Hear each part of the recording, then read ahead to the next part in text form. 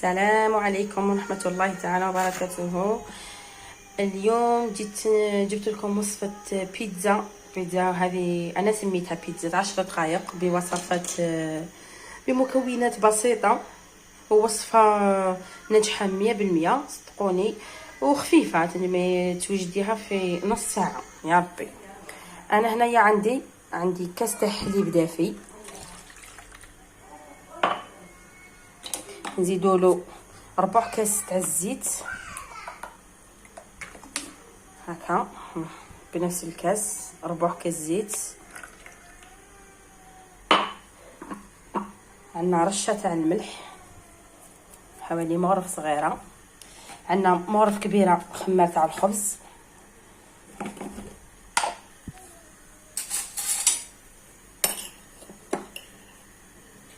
هاي مغرف كبيره خمار تاع الخبز، وملعقه صغيره سكر.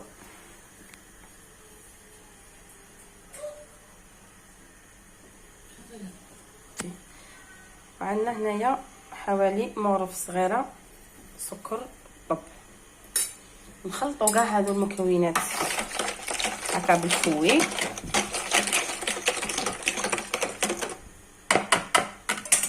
ومن بعد نلموها بالفرينه، نشكلوا يون بات ما تكون جاريه، ما تكون خشينه. هنا الفرينه انا نستعمل ماما، وهذه كتكون هذا الكاس تاع اللي درتو انا يقص لك خبزه، واللي تبغي زعما دير ضعف المقادير. دوك نلم لاباط انايا ونوريها لكم كيفاش نحصلها. وهاي هنا لاباط تاعنا بعد ما شكلناها، شوفوا كيفاش تجي طريه ما شاء الله. خلوها تخمر حوالي 10 دقائق، ومن بعد حليها في السنيوه تاعك وطيبيها. وقبل ما طيبيها لازم يكون الفوغ شعلته على درجه 150.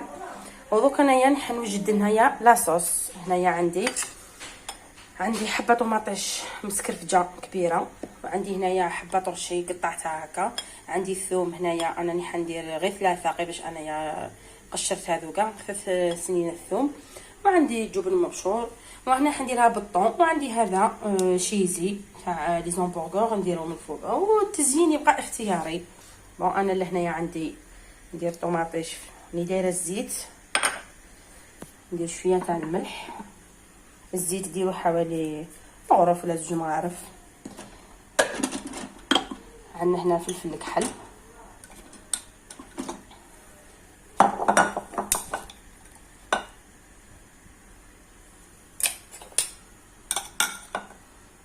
حوالي ملعقه صغيره تاع فلفل الكحل. وعندنا العكري، واللي تبغي دير طماطش تاع الباطا، ولا كل واحد كيفاه. كاين اللي يبغي لاصوص تجي حمراء بزاف، كاين اللي ما يبغيش طوماطيش. هذاك لاصوص يبقى له شو عندك.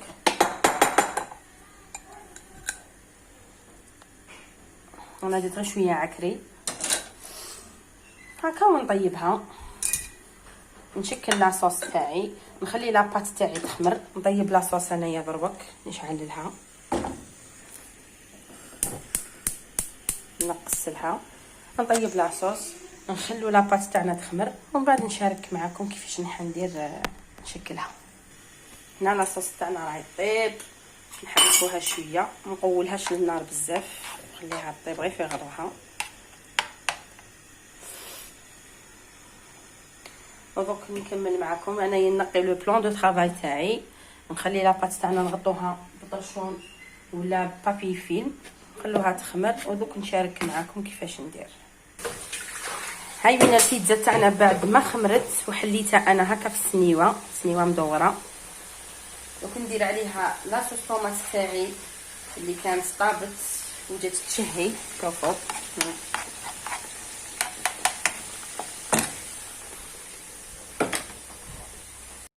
بعد ما درت لاصوص تاعي، هنا عندي شويه تاع الزيتون هكا نرشو، زيتون خضر نرشو هكا حبات.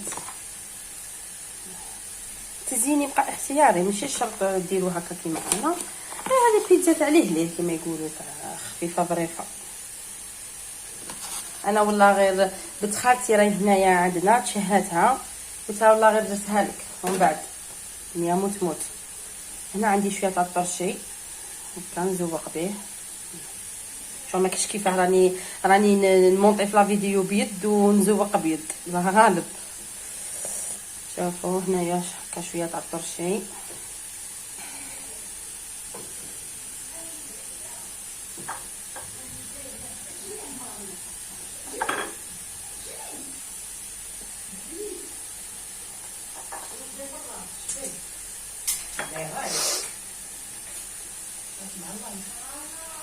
هنا درت الطرشي كيما راكم تشوفوا، وهنا عندي الطون نفتتو هكذا. شوف